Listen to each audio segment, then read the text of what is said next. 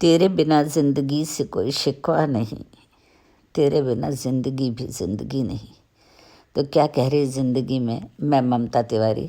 चलो ज़िंदगी को ज़िंदगी बनाए में आप सबका स्वागत करती हूँ। किस सोच में डूब गए गुलजार साहब की इन पंक्तियों को लेकर। इतनी मीनिंगफुल, दिल को छू लेने वाली इन पंक्तियों से आपका मूवी के पात्रों के बारे में सोचना लाजमी है। हीरो हीरोइन जुदा होते हैं, अचानक मिलते हैं और ये गीत मन ही मन गुनगुनाते हैं। इसके कितने अर्थ हैं अपने नज़रिए से देखें। ज़िंदगी आजकल ज़िंदगी से भरपूर नहीं लगती। मुझे खुद से कोई शिकवा नहीं, पर ज़िंदगी और बेहतर होती अगर तू साथ होता। ये क्या बात हुई। हमारा तो 33 साल का साथ है। हमारी शादी को 33 साल जो हो गए। क्या एक छत के नीचे साथ रहने को साथ कहते हैं? कितने दोस्त ऐसे हैं जो सालों से नहीं मिले। कितने रिश्तेदार ऐसे हैं जिनसे फ़ोन पर बात नहीं हुई बरसों से। फिर भी लगता है ना कि वो करीब हैं, बेहद करीब। यहाँ हम केवल व्यक्ति और रिश्तों के अलावा और भी बातें कर सकते हैं। मसलन हमारी कुछ आदतें जिन्हें हम मिस करते हैं, उनके बिना मज़ा चला गया ज़िंदगी से। गोष्ठियाँ, लाइब्रेरी, चाय की दुकान, बेरी का पेड़, कच्चे आम, इमलियाँ, इनके बिना क्या ज़िंदगी। हाँ, जिन्होंने इनका स्वाद नहीं चखा उनकी बात और है। क्या खिरनी और अचार की याद नहीं आती, जिसकी गुठली फोड़कर बादाम निकालते थे, एक एक अखरोट का छिलका तोड़कर खाते थे। अब तो ट्रे में सजे बिना छिलके के अखरोट पड़े पड़े सड़ जाते हैं, खाने का मन नहीं होता। आंगन में सूखते पापड़, बरी, अचार, घर का सफ़ेद मक्खन सब बाज़ार में मिलता है ना माँ। इतना नॉस्टैल्जिक क्यों हो रही हो। अब बच्चों को क्या बताऊं, एक जगह पर बैठकर वीडियो खेलने से क्या मज़ा, जो कबड्डी, पिट्टू, लंगड़ी में था। संक्रांति पर मंगोड़े, पतंग, तिल के लड्डू, खिचड़ी का स्वाद कहाँ से लाऊं। होली दिवाली पे अब गुजिया पपड़ी भी बाज़ार से ले आते हैं। मुझे याद है माँ साड़ियाँ बिछाकर एक एक गुजिया सहेज कर उसमें रखती थी और हाथ लगने पर डांट पड़ती थी, अभी प्रसाद नहीं चढ़ा है बेटा। शायद इसीलिए उसका स्वाद दोगुना हो जाता था। चुरा के आम का अचार खाना और बेर चूरन, उफ, मुंह में पानी आ गया। अब तो भाई बेरीज का ज़माना है। बर्थडे पे बहुत भाई बहन थे, सबके केक तो नहीं आ सकते थे ना, तो बर्थडे पे कभी कभी सूजी के हलवे को काजू से सजा के केक बन जाता था।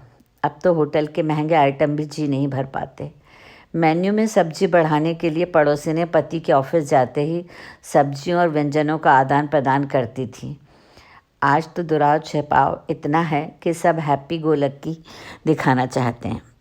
पहले एक घर की समस्या पूरे मोहल्ले की होती थी। मोहल्ले की सबसे बुजुर्ग महिला की सलाह मशवरे से उपाय खोजे जाते थे। बच्चों को इमरजेंसी में आराम से पड़ोसी के यहाँ छोड़ा जा सकता था। ज़िंदगी तो है, पर उसमें ज़िंदगी नहीं। पर इतना मायूस भी क्या होना, ये चीज़ें हमने ही गंवाई हैं। ऐसा नहीं कि हम फिर पा नहीं सकते। थोड़े प्रयास और शिद्दत के साथ हम अपनी ज़िंदगी को पहले जैसा कायम रख सकते हैं। मैं आज भी गुलगुले, चीले, मीठे चावल बनाने में, तुलसी पूजा में बिलीव करती हूँ। बच्चों को भी सिखा रखा है।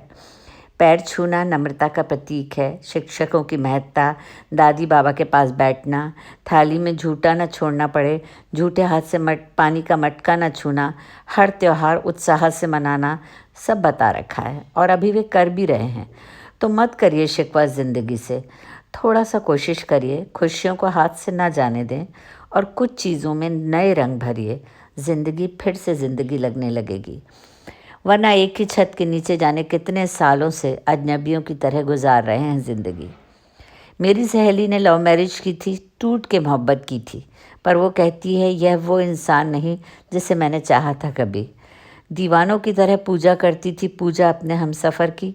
जीवन संध्या में अब उसे लगता है कुछ मज़ा नहीं रहा ज़िंदगी में, मोहब्बत में। ऐसे में कुछ स्पेस दें, कुछ दूरी बनाएं, कुछ नए दोस्त बनाएं, नया लाइफस्टाइल बनाएं, कहीं अकेले घूमने निकल जाएं और तरोताज़ा हो वापस आकर पूछें उनसे और क्या कह रही है ज़िंदगी। तो चलो ज़िंदगी को ज़िंदगी बनाएं। चलो ज़िंदगी को ज़िंदगी बनाएं। तुम डालो शक्कर, मैं डालूं नमक, एक नया स्वाद बनाएं।